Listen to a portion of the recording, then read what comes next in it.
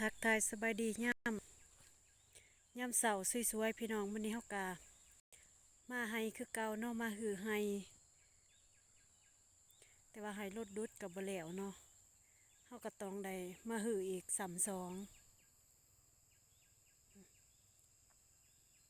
บรรยากาศก็ร้อนแน่มื้อนี้มา2หรือ3คนกับแพนด้าเนาะนี่มากับเฒ่าแพนด้าเกาะห้าม่วนเนาะแดดก็สิกะแน่เมื่อวานฝนตกเนาะตอนแรกแต่ว่ามื้อนี้ตอนแรกอาจสิว่าสิตกหรือบ่เนาะ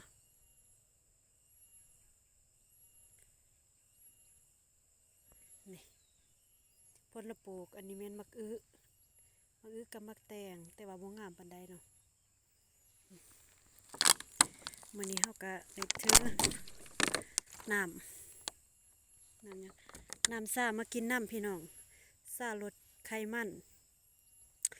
นทุกประเภทเนาะมันจะลดหรือว่าสิ่งเศษเหลือสิ่งส่วนเกินในร่างกายบ่ว่าจะเป็น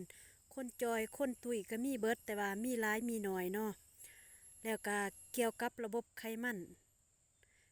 ทุกประเภทบ่ว่าจะอยู่ตับอยู่หยังกะยาเนาะมันจะขับไล่ออกเบิดและหลักๆคือทายบ่สะดวกเด้อพี่น้องเด้อถ้าผู้ใดได้กินซ่านี่ทายสะดวกแน่นอนบ่จะเป็นทายเบาหรือว่าทายหนักเนาะจังซี่เนาะก็สะดวกถ้าว่าเฮาบ่ทายแต่ว่าเฮาได้กินลงแล้วเวลาเหือเฮาออกท้องเฮาก็สบายบ่แน่นกินศีลกินปลาได้เนาะกินง่ายกินสบายและบ่ขมเด้อพี่น้องเด้ออันนี้แม่นน้ำหนึ่งเนาะ น้ำหนึ่งเฮาเองก็กินเนาะเพราะว่าอายุเฮาถ้าหลายอายุหลาย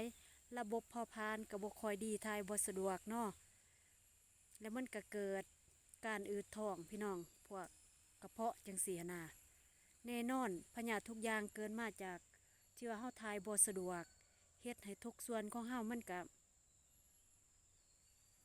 อ่อนเพลียลงจังซี่หั้นน่ะแบบว่าเพราะว่าเฮากินแล้วก็บ่ทายกินแล้วบ่ทายถ้าบ่ทายแล้วทุกอย่างมันก็เลยเกิดขึ้นเนาะเพราะว่าระบบภายในเฮาบ่ดีเด้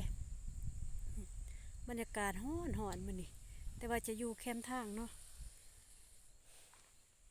อุปกรณ์ของเฮาคือไฮก็จะมีจักร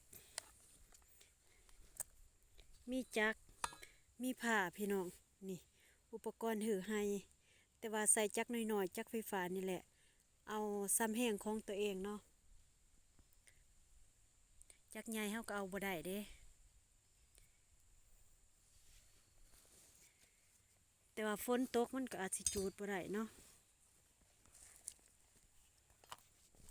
ต้องได้อาศัยบัดดินมันแห้งเฮาจังได้จูด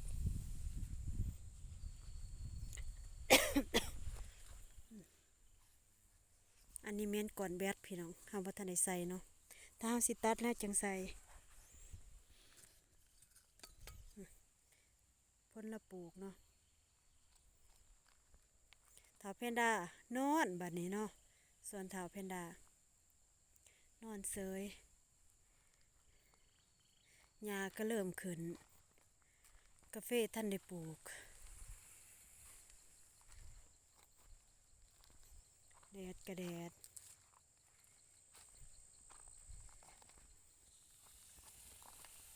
อันนั้นแม่นลักหัวนะพี่น้องที่ว่าจะเฮ็ดหัวไปนำ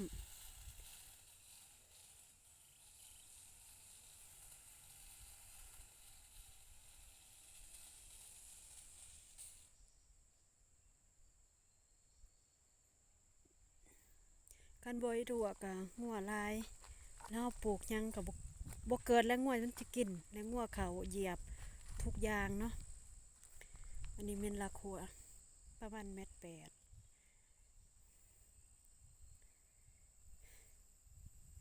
แดดแห้งแดดแท้แดดว่า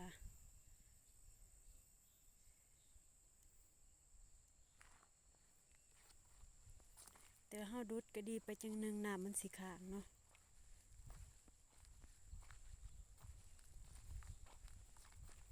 แต่เฮาบ่ดุดน้ำมันก็ไหล มันก็มีผลดีอีกจังหนึง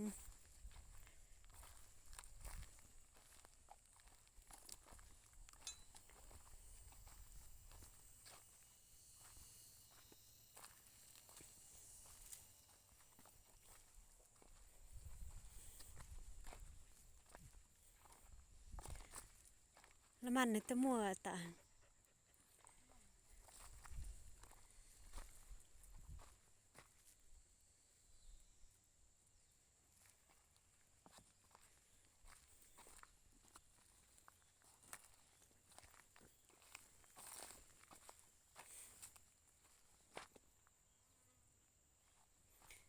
ไอ้โตอาพี่น้องเอ้ย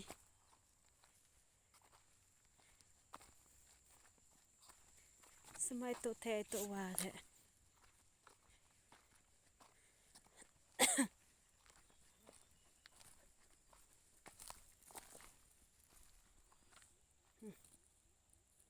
ถ้าเพนด้าจำรถตีไหมตี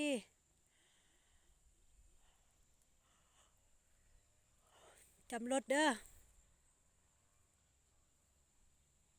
โอ้ถือว่าละขวของเฮานี่ตัดได้หลายเนาะ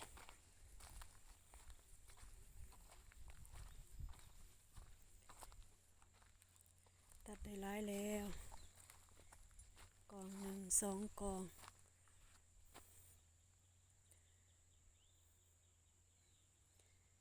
ได้หลายหลักแล้วพี่น้อง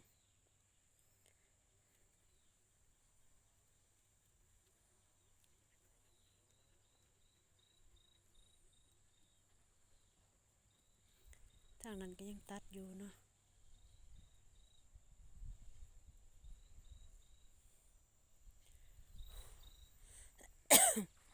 บ่ฮู้ว่าฮ้อนแบบใด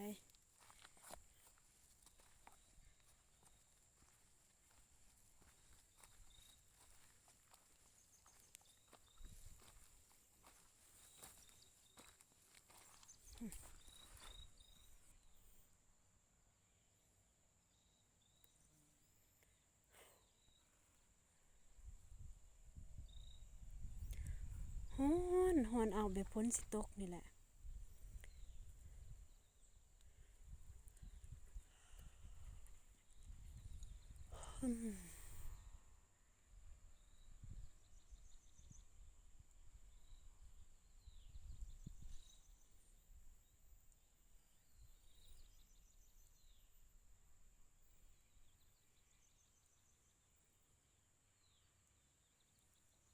ฮ้อนบ่มีคำสิว่าเลยเนาะฮ้อนแฮงโอ้ยหญ้าก็เริ่มเกิดแล้วบัดนี้